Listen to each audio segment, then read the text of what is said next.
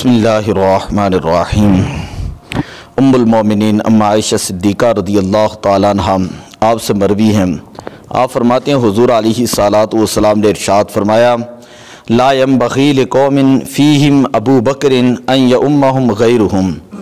کسی قوم کے لیے یہ بات مناسب نہیں ہے کہ جن کے اندر حضرت سیدنا ابو بکر صدیق رضی اللہ تعالیٰ عنہ ہوں اور اس کے باوجود ان کو کوئی غیر جو ہے وہ امامت کروائے۔ یہ مشکات شریف ہے، اس کے حاشیے کے اندر یہ لکھا ہوا ہے، صفحہ نمبر 555، کہ یہ حدیث پاک دلیل ہے کہ حضرت ابوبکر صدیق رضی اللہ تعالیٰ عنہ تمام صحابہ کرام سے جو ہے وہ دین کے معاملے میں افضل ہیں۔ تو حضرت علی المرتضیٰ رضی اللہ تعالیٰ عنہم آپ سے مروی ہے، آپ فرماتے قدمہ کا رسول اللہ صلی اللہ علیہ وسلم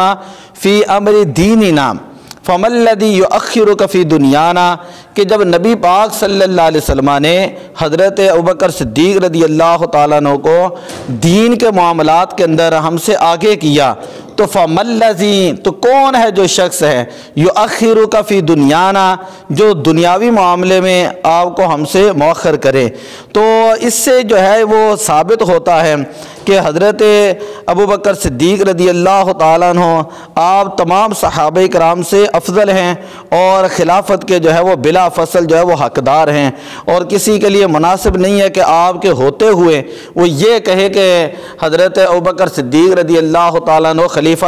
برحق نہیں ہے اور آپ کو خلیفہ اول نہ مانے۔ یہ جو بات ہوتی ہے نا ہر اذان کے اندر یہ کہہ دینا کہ خلیفہ اول بلا فصل حضرت علی، یہ لوگوں کی جہالت ہے اور عداوت ہے اور بغض ہے ان لوگوں کا کہ جو حضرت عائشہ صدیقہ رضی اللہ تعالی عنہا آپ کی روایات کو سرے سے مانتے ہی نہیں، جب وہ ان کے اوپر ویسے ہی تبرہ کرتے ہیں، ان کی روایات ہی نہیں مانتے، تو باقی باتیں تو بڑی دور کی بات ہے۔ اہل سنت و جماعت کا یہ موقف ہے اور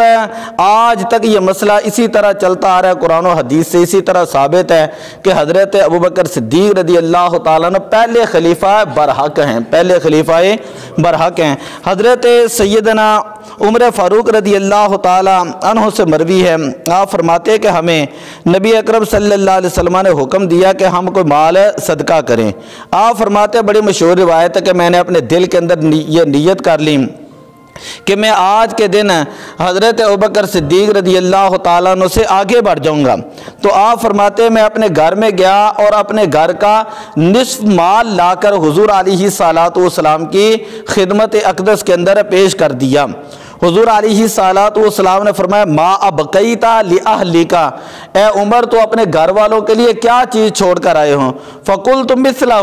میں نے عرض کی یا رسول اللہ اسی کی مثل گھر میں چھوڑ کر آیا ہوں، یعنی نصف مال آپ کی خدمت میں پیش کر دیا اور دوسرا نصف حصہ جو ہے وہ میں نے اپنے گھر والوں کے لیے جو ہے چھوڑ دیا۔ تھوڑی دیر کے بعد حضرت سیدنا ابوبکر صدیق رضی اللہ تعالیٰ تشریف لائے بکل ما عندہ، ہر اس چیز کو لے کر جو آپ کے پاس تھی۔ فقال یا ابا بکر، حضور علیہ الصلاۃ والسلام نے فرمایا کہ اے ابو بکر ما ابقیت لأہلک، کہ تو نے اپنے گھر والوں کے لیے کس چیز کو چھوڑا ہے؟ فقال ابقیت لهم اللہ ورسولہ، تو حضرت سیدنا ابوبکر صدیق رضی اللہ تعالیٰ عرض کرتے یا رسول اللہ میں نے اپنے گھر والوں کے لیے اللہ اور اس کا رسول چھوڑا ہے، میں نے اپنے گھر والوں کے لیے اللہ اور اس کا رسول چھوڑا ہے۔ علامہ اقبال نے غالباً کہا تھا پروانے کو چراغ بلبل کو پھول بس، پروانے کو چراغ بلبل کو پھول بس، صدیق کے لیے خدا اور اس کا رسول ہے بس، کہ یہ ایک محبت کا انداز ہے اپنا۔ قلت لا اسبقہ الی شیء ابدا، ترمذی شریف کی روایت ہے۔ پھر حضرت عمر فاروق رضی اللہ تعالیٰ عنہ فرماتے ہیں کہ میں نے کہا کہ میں تو حضرت سیدنا ابوبکر صدیق رضی اللہ تعالیٰ عنہ سے کسی معاملے کے اندر جو ہے وہ آگے فضائل کے اندر آگے نہیں بڑھ سکتا۔ حضرت عائشہ صدیقہ رضی اللہ تعالیٰ عنہ سے مروی ہے، فرماتی ہیں کہ حضرت ابوبکر صدیق نبی اکرم صلی اللہ علیہ وسلم کے پاس تشریف لائیں تو حضور علیہ الصلاۃ والسلام نے فرمایا انت عتیق اللہ من النار، کہ آپ جو ہے جہنم کی آگ سے آزاد ہیں۔ فیومئذ سمی عتیقا، اس کے بعد سے آپ کا نام عتیق رکھ دیا گیا۔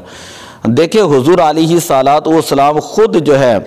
آپ کو جنت کی بشارت دے رہے ہیں، عشرہ مبشرہ صحابہ میں بھی آپ کا ذکر مبارک موجود ہے۔ تو جنتی وہی ہوتا ہے کہ جس کے اندر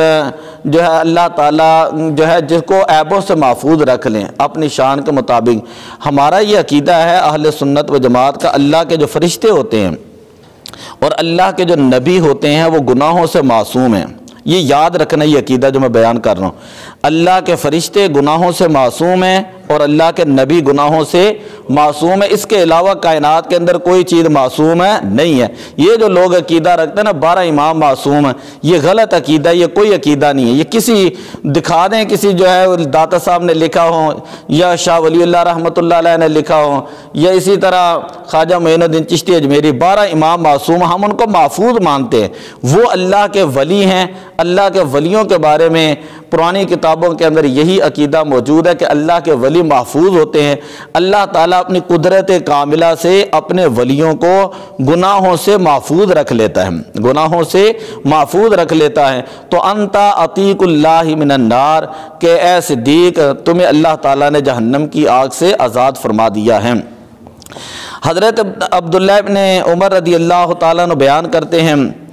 انا اول من تنشق عنہ الارض، نبی اکرم صلی اللہ علیہ وسلم نے فرمایا کہ میں وہ ہوں جس کے لیے سب سے پہلے زمین کو پھاڑا جائے گا، ثم ابو بکر ثم عمر، پھر اس کے بعد ابو بکر صدیق زمین سے باہر تشریف لائیں گے اپنے مزار سے، پھر اس کے بعد حضرت عمر فاروق رضی اللہ تعالیٰ تشریف لائیں گے، پھر تمام اہل بقیع آئیں گے اور پھر ان کو جو ہے وہ جمع کیا جائے گا۔ اور آپ نے فرمایا ثم انت تادر اہل مکہ تھا، کہ میں مکہ کے درمیان 2 جگہ دیکھ رہا ہوں، مکہ المکرمہ میں 2 جگہ دیکھ رہا ہوں کہ جن کے اندر جو ہے وہ محشر والوں کو جمع کیا جائے گا۔ یہ کہتے ہیں کہ حدیث میں آتا ہے کہ میدان عرفات ہے جہاں پر اللہ تعالیٰ قیامت والے دن لوگوں کو جمع فرمائے گا۔ نبی اکرم صلی اللہ علیہ وسلم نے فرمایا وہ وزیران فی السماء و وزیران فی الارض، میرے 2 وزیر آسمانوں پر ہیں اور 2 وزیر زمین پر ہیں۔ جو زمین پر آپ کے وزیر ہیں باقاعدہ حدیث کے لفظ موجود ہیں، حضور علیہ السلام نے فرمایا ایک ابو بکر صدیق ہیں اور دوسرے حضرت عمر فاروق رضی اللہ تعالیٰ عنہ، کہ یہ شان ہے ابو بکر صدیق کا، یہ مرتبہ ہے ابو بکر صدیق رضی اللہ تعالیٰ عنہ کا کہ نبی پاک صلی اللہ علیہ وسلم کے مزار کے آپ ساتھی ہیں، جہاں غار کے جنہیں ہم کہتے ہیں جانشین مصطفیٰ، جانشین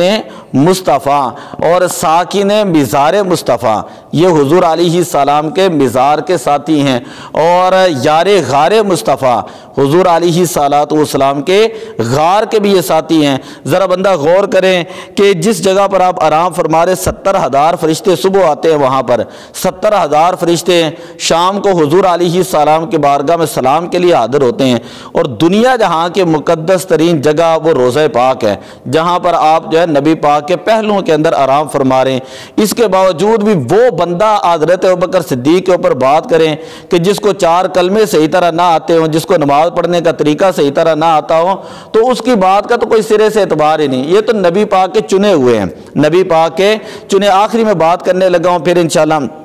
کل میں درس کروں گا۔ جس وقت آپ کا وصال کا وقت قریب آیا تو حضرت سیدنا ابوبکر صدیق رضی اللہ تعالیٰ نے فرمایا کہ میرا جنازہ لے کر نہ حضور علیہ السلام کے حجرہ پاک کے سامنے رکھنا اور وہاں پر رکھ کر اجازت طلب کرنا۔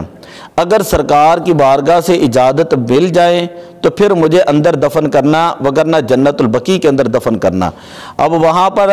یہ ہے کہ جب روضہ پاک کے سامنے نبی پاک صلی اللہ علیہ وسلم کے مزار شریف کے سامنے، یا یوں کہیں کہ حجرہ عائشہ تھا اس وقت، حجرہ عائشہ کے سامنے جس وقت جو ہے رضی اللہ تعالیٰ عنہ جب یہ جنازہ رکھا گیا اور عرض کی گئی کہ یا رسول اللہ آپ کا خلیل ہے، آپ کا دوست ہے، وہ آپ سے اجازت طلب کر رہا ہے کہ آپ اجازت عنایت فرمائیں آپ کے پاس لیٹنے کی، تو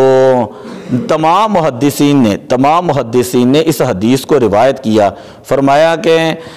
حضرت ابوبکر صدیق رضی اللہ تعالیٰ عنہ کو میرے ساتھ جو وہ داخل کیا جائے کہ میں حضرت ابوبکر صدیق رضی اللہ تعالیٰ عنہ کا انتظار کر رہا ہوں کہ اسی وقت جو ہے وہ دروازہ کھلتا ہے اور حضرت سیدنا ابوبکر صدیق رضی اللہ تعالیٰ عنہ کو وہاں پر دفن کیا۔ اگر اجازت سرکار کی طرف سے نہ ہوتی تو یہ معاملہ ہی نہیں آگے ہونا تھا۔ گویا کہ پتہ چلا کہ حضور علیہ السلام بھی یہ پسند فرماتے تھے کہ جو میرے بچپن کے ساتھی ہیں وہ مزار کے اندر بھی میرے ساتھ ہی رہیں، باقی باتوں کی کوئی حیثیت نہیں ہے۔ دعا اللہ عمل کی توفیق عطا فرمائے۔ الصلاۃ والسلام علیک یا رسول اللہ